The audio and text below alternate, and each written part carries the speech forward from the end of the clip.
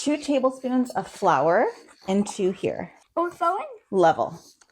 Did I do double? Yeah, great. Yeah, some more. Now 2 tablespoons of cocoa This? powder. Yep. I'm going to put the powder filtrate. Okay, what's our next ingredient? Next is 2 tablespoons of sugar. Why are there so many tablespoons? 2. Just a teeny pinch of salt.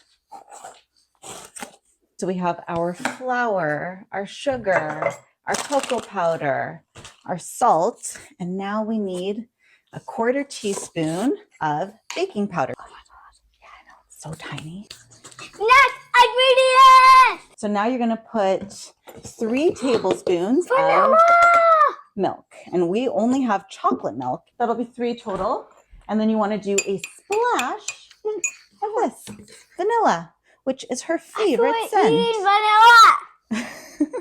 I feel like taking a sip. I know.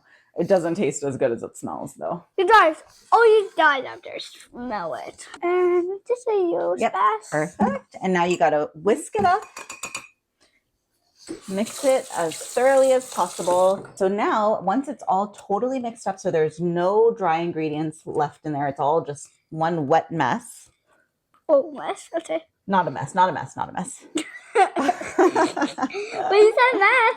Not a mess. But you said mess, so I made a mess. I know you did. Mm. And it's all vegan, so you can eat it raw, but we're going to cook it. Yum. Yeah. That's really good.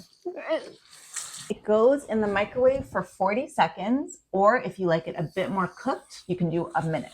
All the parents and kids out there, try this. And it's super piping hot. Still a little wet in the middle. Pretty good.